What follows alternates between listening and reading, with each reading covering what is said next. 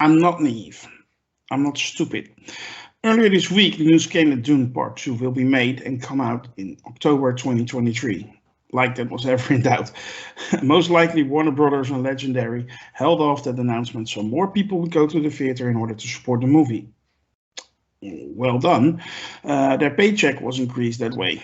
But I'm not going to be cynical about it. I'm just happy that cinematic movies can grow into franchises too. A major win, I think.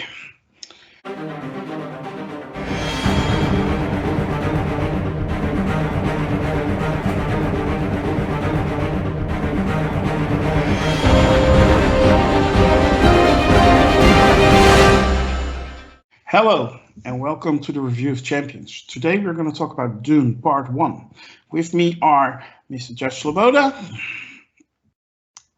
and Mr. Taylor first.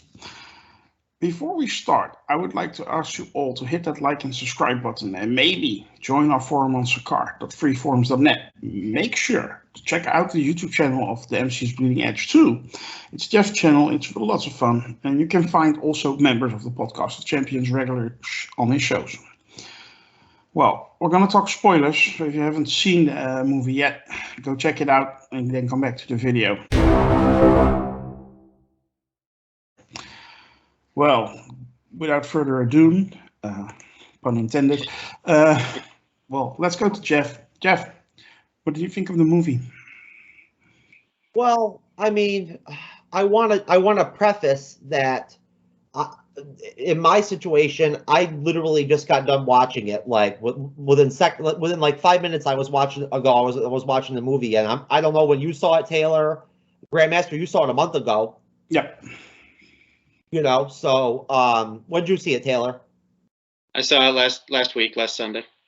Last week. Okay, so I just want to preface that I usually with these films I need a little bit of time to kind of like, you know, wind down after them and whatnot, you know, but based off of what I saw, I feel like it's a very compact, well done film. That where they try to give as much service to the book as possible, I think, but at the same time they cut corners on certain stuff because they have to make it cinematic. You know what I mean? To make it work.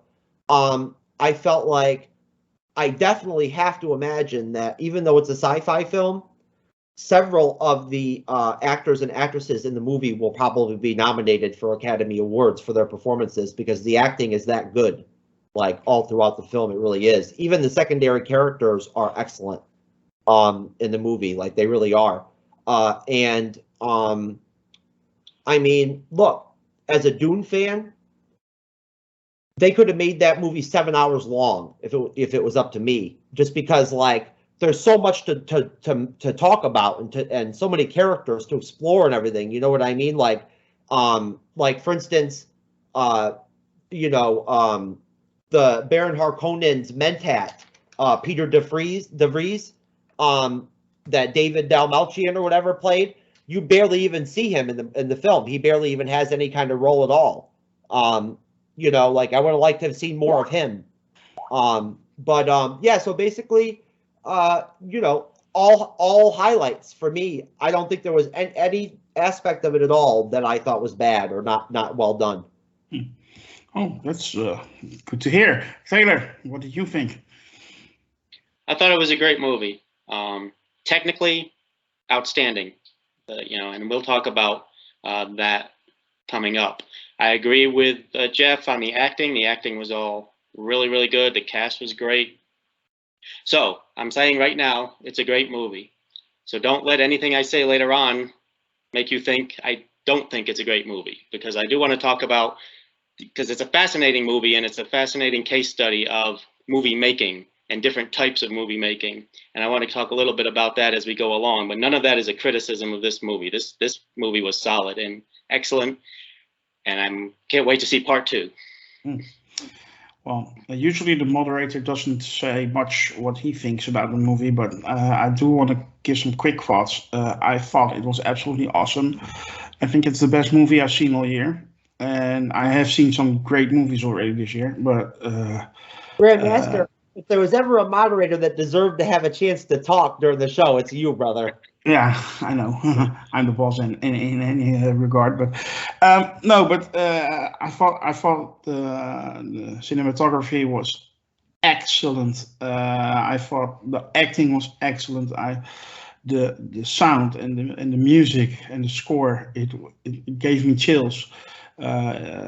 My only little criticism is that sometimes the sound was so loud you could not make out the dialogue, but that's only at a very few moments that was the case, and that happens a lot more in these days. But overall, yeah, it was an excellent movie. I'm a big fan of Denis Villeneuve ever since I saw Prisoners. And this may be the best he's ever done, but you get to talk about that also later. Let's take a deeper dive into the movie. Jeff, you're already starting to ramble, so I will let you ramble now right away. Likes, dislikes, you can go. Well, just wanted to point out really quick, coming off of what you said, just that I didn't see it in the theater. I saw it on HBO Max. So I honestly want to think that if I'd saw it in the theater, like you guys did, I probably would have gotten more out of the music and the soundtrack and everything. You know what I'm saying? Like, I don't think it wasn't that loud on my TV. So it wasn't really maybe as impactful as it could have been. But the soundtrack is really good. It really is. The music is really good. And it's very, very fitting. And I mean, honestly, there's so many likes in this movie that I had. Like, I mean, I took notes, and I'm telling you right now, friggin' Timothée Chalamet, if anybody deserves to get an Academy Award nomination, it should be him for supporting actor, for lead actor. You know what I'm saying? Because I mean, he carries that movie very well.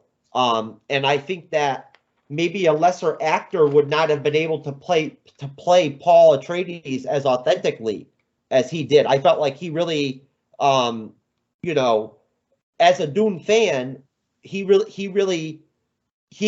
better than I thought he'd be as Paul. Like his acting exceeded my expectations of what he was capable of doing. Not that I know a lot about his background as an actor, just that he's young and like it's got to be a tough role. I'm sure everybody's heard the things that Kyle MacLachlan has said about when he played the role. You know what I mean? And like, you know, how, you know, enormous pressure there is and everything. But did you see the David Lynch movie? You know what? Only bits and pieces. Oh, so if I ask you, how does Timothée Chalamet compare to Kyle MacLachlan, you can't say. I would say based off of what I saw of it, that Timothée Chalamet did 10 times better performance as Paul than Kyle MacLachlan did. I don't even think that I honestly, if it was up to, I don't think Kyle MacLachlan was a good pick to play Paul back then. Okay, well, yeah, I actually agree with you on that, but go on. Oh no, so the whole cast needs to be celebrated. I mean, seriously, like from top to bottom, everybody served their purpose. They all, you know, nobody overdid it, but they stayed within the confines of their characters, and I thought that they really embodied them very well. Rebecca Ferguson will probably get an Academy Award nomination, I figure, for this film too. She looks literally radiant in the movie. Like her beauty is on a level to where the only word I can use to think of is that she's just like radiant. Like, I mean, she has a very unique, like very subtle attractiveness about her. But she's really, really good in the film. Like all throughout, she's really solid. And especially when she's like has the women lined up to pick a what was it? Like a housemaid or whatever.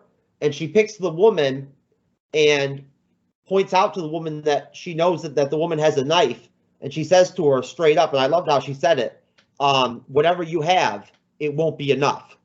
You know, like that was like some ballsy, like hardcore shit right there. Like seriously, because she means it. Because, you know, the thing is that's crazy about her is that she's a Bene Gesserit, so like she's more dangerous unarmed than like 5 Sardaukar soldiers armed. You know what I'm saying? Like she's capable of like all kinds of crazy shit. You saw her use her voice at that one point where they're in the ship with the Sardaukar soldiers, and she uses voice on them to get them to kill each other and everything and whatnot.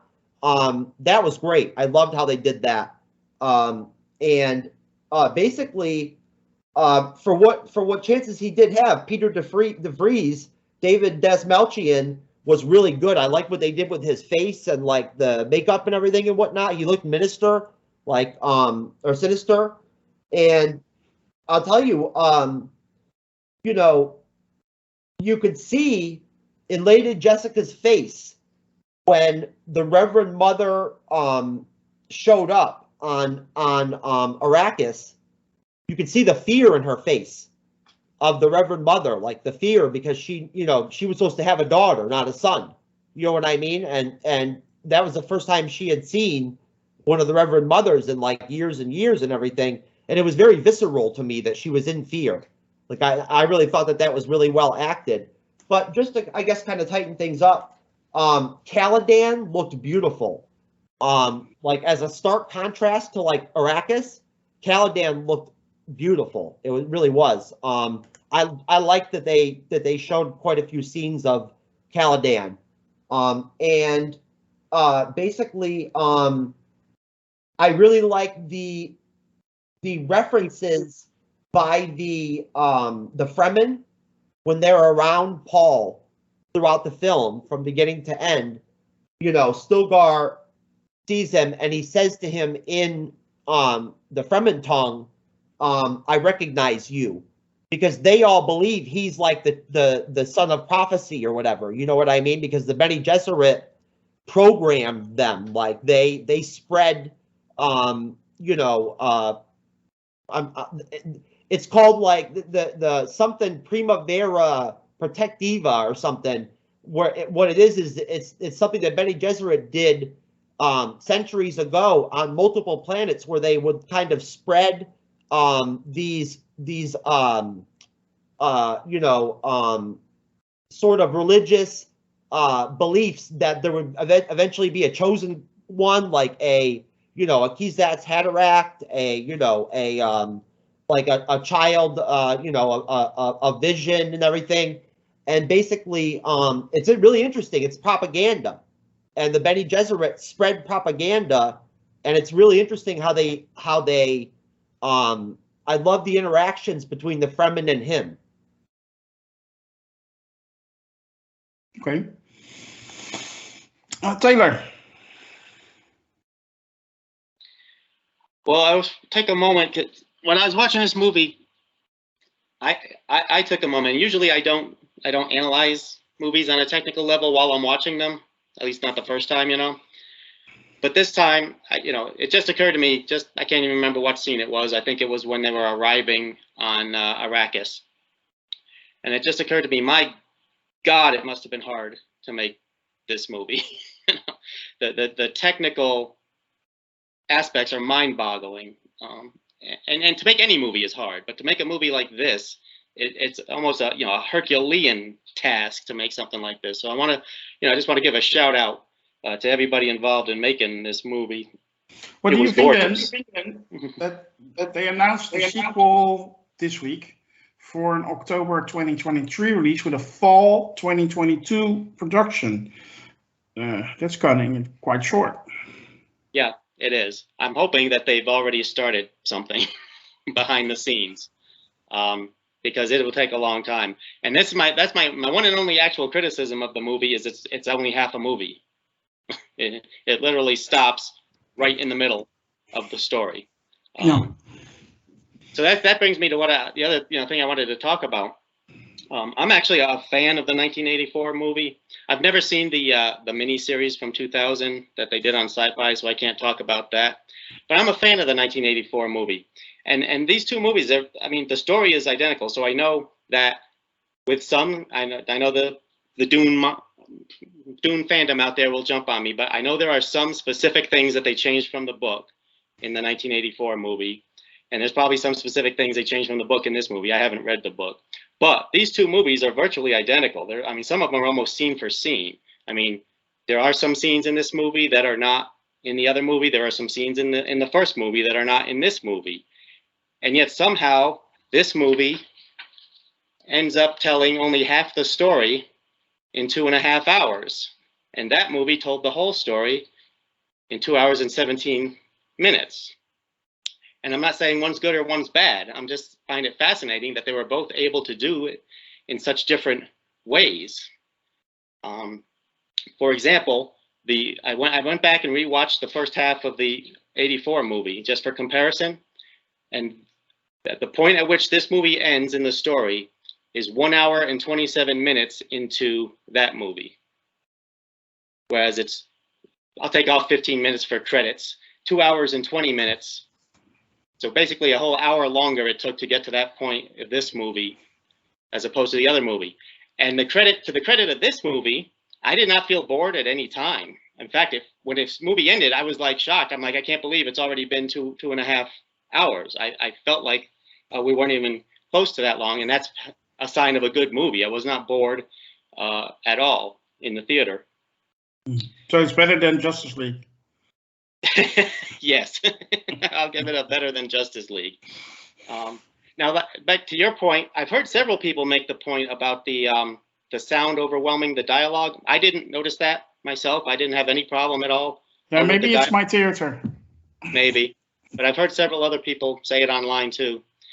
And the score, now, I didn't notice the score while I was watching it, but that's actually a good thing to me because I'm thinking about the story, and the score is not distracting me from the story. I'm not saying, hey, that's a great score, and not watching Paul Atreides doing his thing, if you know what I mean. So usually, for me personally, it's usually a sign of a good score in that it's enhancing the movie. It's not overwhelming the movie. It feels natural to the movie. It fits together. It makes it one whole, so it doesn't stand out. But it how you say it complements the movie. Right. When I go back and watch it again, I'll probably pay more attention to the score at that time. That's usually how it is with me. But I just find it fascinating. Now, the 1984 movie had a very different aesthetic, and of course, it was a product of its time. There was a lot of Star Wars influence and things going on at that time, and of course, they changed a couple of things that I know Jeff knows about. The weirding way and that sort of thing was very different in the '84 movie. Again, not better or worse. But like for example, in the '84 movie, we met the Emperor. We met the Emperor's daughter. We met the Guild Navigators. We saw them folding space. None of that was in this movie. Fade Rathal was not in this movie at all. Maybe he'll be in the second half. I don't know. But a lot more Duncan Idaho in this movie. A lot more of a bull's head hanging on the wall and getting put into a box to get shipped to Arrakis. I'm not sure why they needed that much time on a bull's head, but there it was. Okay. Again, not bad or good. Just saying, very different. So this movie is a technical marvel. The acting is great. And again, I keep going. I don't want to bore people. I keep going back to the 1984 movie. The 1984 movie had a stellar cast as well. It really did have a great cast. And Jeff, like you were saying, the Baron's minister guy, the David Dalmatian in this movie, had a much larger role in the 1984 movie. Now, no different, didn't do anything different than this guy, but had a larger role. But again, it had a great cast. It had Jose Ferrer, who was an Oscar winner, and it had, another, I can't remember her name, but the Oscar winner from Year of Living Dangerously. She played the housemaid, just a small part. But again, stellar cast, and I thought McLaughlin did a good job in it. Maybe not as good as Chalamet in this one, but again, this is just this is just a more massive production all around. So I think Chalamet did a great job. Now, there is one thing I do want to bring up, though, and maybe Jeff, because he's more familiar with the Dune verse than I am. Is there any audio of the author pronouncing the word? Because it's either a Harkonnen or it's Harkonnen, depending on which movie you watched. Okay, so unless the author has pronounced the word somewhere that we can reference it, it's up for debate whether it's Harkonnen or Harkonnen. It's Harkonnen.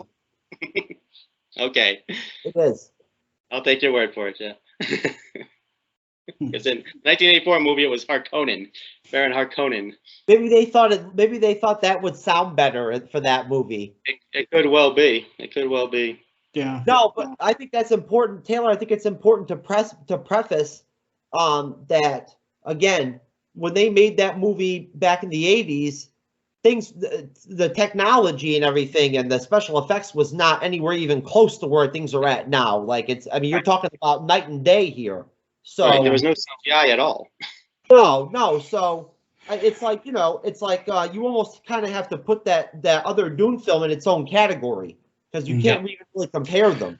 But you mentioned CGI, but I know there's CGI in this movie, but it doesn't feel like CGI, if you know what I mean. It feels so like it's otherworldly, Yeah. like it's just taken. We went to another planet and recorded the movie there. Yes, it does feel that way, but at the same time, it feels very real. A lot of times, stuff set on other planets feels very fantastical. This didn't. This felt like you were on a real planet, even though it was a different planet. And I tell you, when those ships with the dragonfly wings were taken off, like exactly like helicopters, it was like you were watching the news of the war in the Middle East, of the helicopters taking off. They even had the ground crew giving them the directions and everything, all the attention to detail to make it just that much, that little bit more of realism attached to it. Yeah, the production value on this movie is enormous. I think the last movie I saw with this kind of was actually also a Denis Villeneuve movie. That was Blade Runner 2049. That looked also awesome, but this actually felt more real than that movie. And that movie takes place on Earth even. Okay, this movie is longer and it's only half of the book, and it's still longer than the 1984 movie that covered the whole book, as Taylor said. Well, there's a lot more exposition going on, but I think they balanced that quite well, the exposition and the story. What do you guys think? I had no problem following the story at all in this or in the 1984. I know that I've been looking online and I saw that Roger Ebert claimed that the story was incomprehensible when he reviewed the one in 1984. Well, I first saw that when I was a teenager and I had no problem following it at all. So, critics are critics. I don't care about that. But I thought they both movies did an excellent job of exposition. And I don't think this one at all got bogged down in it. I think, as movies should, rather than telling you what you need to know, they showed you what you need to know, which is what, as much as possible, which is what movies do. And one thing this movie did better than the 1984 movie, I'll freely say, we didn't have to hear what everyone was thinking to know what was going on, as opposed to the technique they used in the 1984 movie, where you had a lot of thought balloons. Didn't have any of that here. Now, Paul's visions in this movie, I don't know, they didn't seem as helpful to me as in the first movie. That most of them turned out to be incorrect in the end, but they seemed a little less expositional and a little harder to understand. But that's just a tiny thing. Jeff? I think overall they did a really good job of doing the film in a way where I think you don't even really have to be a Dune fan to follow the story. I'd say, you know what I mean? Like you don't have to be steeped in like the lore to be able to watch that film and be able to have a pretty good sense of like what's going on. Because they give it right to you. Like, they pretty much explain what's happening. And the exposition is very, I'm trying to think of the right way to word this. There's constant scene changing, with the exposition. You know what I'm saying? So you're always seeing new scenes all the time. You know what I mean? And new, they're in new places and stuff like that. It kind of makes it pop a little bit more, when they do have the exposition. So, right. And then again, when you have good secondary characters, exposition is a good thing, I think. Yeah, absolutely. You guys have any more things you want to unpack? I guess probably just the last thing I would say is, again, I think that for me, the standout performances of the film were definitely Oscar Isaac. He was great. And I almost felt like he was kind of limited in his role a little bit, but he was great. And Timothée Chalamet was just outstanding.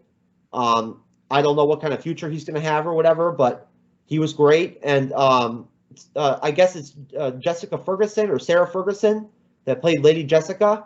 Outstanding, just really great. She really did a great job with Lady Jessica. Rebecca Ferguson, is it? It is. Yeah. Yes. Ferguson, yes. Yeah. Yeah. I know Lord Deathman couldn't make it today, but he said that the cast would take him out of the movie. I don't know if it did, but yeah, I saw him make that comment, and that, everyone's different and everyone sees movies differently. I didn't have that trouble at all. No. And I never really have that problem. I know a lot of people say that when I'm watching, whoever, I'm always seeing this other character that he played. I've never had that problem. I've always been able to separate actors from characters without any problem. But the acting in this movie was great. But however, I do not trust the Academy to nominate anybody from this movie. I don't care what the Academy does, first of all, and I would not be a bit surprised if they don't nominate anybody from this movie.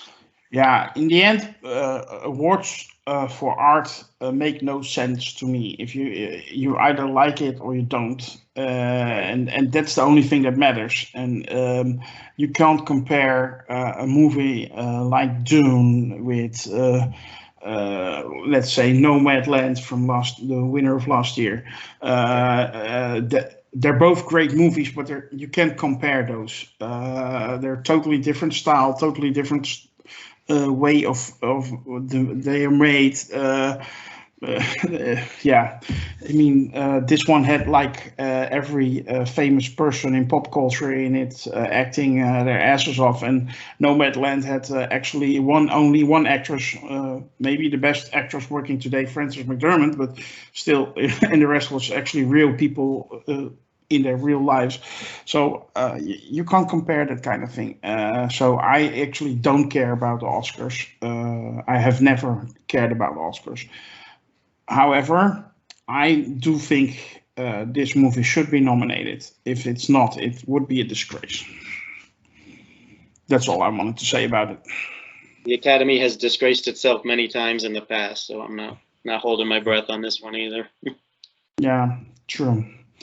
Well, at least it's diverse enough for them to nominate it. Well, no, actually, if you want to get in, I shouldn't get into complaining about the SJWs, but this is the quintessential white savior movie, so it can't be nominated. True. I mean, Paul turns into Jesus basically, but we'll see that. Before we go, I'm really curious about the rest of the movie. Like I said, my only complaint is this isn't a whole movie. It really isn't. Me too. I can't wait for. Because, like I said, the 1984 version only had less than an hour left at this point. I feel that the next movie will probably be as long as this one, so I think we're going to see a lot more of Fremen culture than we saw in the older movie, which I think will be fascinating. Hopefully, we'll see the Emperor. We'll see some more of the larger universe with the Navigators and the Emperor, and I'm sure we're going to have one heck of a final battle in the next movie.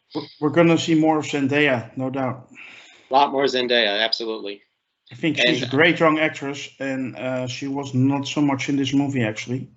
No, she was heavily featured in the trailers, but she was hardly in the movie.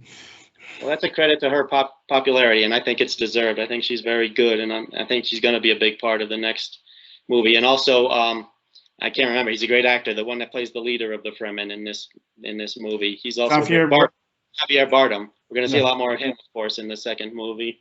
He was awesome in Skyfall. Yes. Yeah. And I've seen him in a lot more movies.